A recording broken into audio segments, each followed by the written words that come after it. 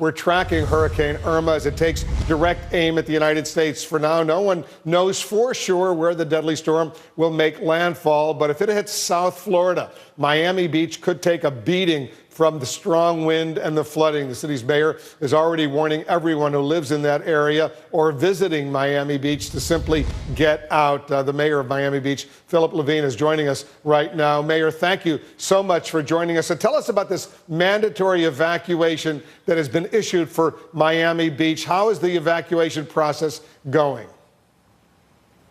Wolf, a few days ago, I recommended and strongly urged all our residents and visitors to leave Miami Beach. Yesterday, the county issued a mandatory evacuation. Thankfully, now we're enforcing it. Now I'm aggressively going out there telling everyone, get out of Miami Beach. Condominium buildings are starting to shut down their power, shut down their water, shut down their air conditioning, which, as you can imagine, is a great incentive for our residents to leave. This is a very serious, incredibly powerful storm. I call it a nuclear hurricane, and I'm aggressively going out there and telling them to do so. The transition, the evacuation so far is very smooth. We're not seeing major traffic. People are listening. The community has very much come together. Of course, you're seeing right now behind me kind of the calm before the storm. So all those beautiful hotels in Miami Beach, the Fontainebleau and all those historic hotels, all those wonderful condominium buildings, everything along the beach, along the Atlantic, everyone is, those buildings are being shut down and everyone is being told to get out. What a nightmare, because as you know, a lot of seniors live in those buildings as well. How do you get them out? Well, that's what we've been working on in the days in advance, basically identifying our senior population, our homeless population, our special needs population in those communities, and making sure we're offering them special assistance. We have buses picking people up at certain locations across Miami Beach to take them over to shelters. We also even have our trolley system taking them to those specific stops so they can get onto the buses. We're doing everything we can to accommodate, to assure the safety of all our residents and the few remaining visitors that are on Miami Beach. Where are the shelters? Are there enough shelters to accommodate all those people? Because you have a huge population.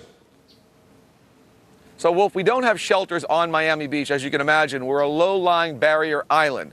The shelters that we have are throughout Miami-Dade County, and they're in multiple locations, and even shelters that allow you to take your pet. So any of our viewers that are watching right now, I would tell them, if you have pets, do not leave them. We have specific shelters on the mainland that will allow you to take your pets. What about the gas stations? We've seen long lines, people trying to fill up their cars. Is there enough fuel for everyone trying to drive out? Well, it's been a real challenge, and that's what we're hearing across the state right now. I know the governor has been working with some of the fuel companies to make sure they bring in additional fuel for these stations. So from what I gather, it's been a challenge. The lines have been very long. As I've driven around our city, we've seen lines at our few gas stations that we have here. But I understand that they may be getting a little bit easier, possibly, in different parts of the state. What happens to those individuals who say, you know what, we're going to ride it out, we're going to stay put in Miami Beach? What happens to them? Well, Wolf, I don't advise it, and I've been aggressively telling him don't do it. We don't want heroes. This is not about, devastation. This is about evacuation, not eradication. They have to understand. They need to get out. We don't need heroes, because the problem is going to be this. Our staff, our public, our fire department, our first responders, police, we're going to be reducing that as it gets closer to the storm. When that storm hits, we're not going to put the lives of our first responders in jeopardy. So there will not be responders to help you.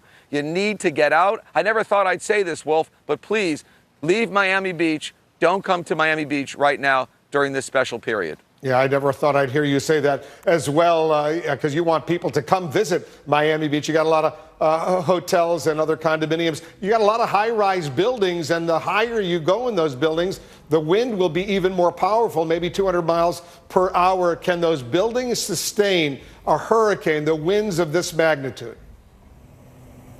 Well, I can tell you this, Wolf. All the buildings that were constructed post-Andrew, Hurricane Andrew, are up to highest standards to withstand, hopefully, a 4 or 5 category level hurricane. A lot of the other buildings have been upgraded with hurricane-proof glass. But once again, I wouldn't trust any building code, any building promise. I would make sure I got off Miami Beach, and if I didn't have a friend or a family to stay in off the island, I would find shelter. We have shelters all over Dade County. We've been communicating with our residents via TV, email, social media.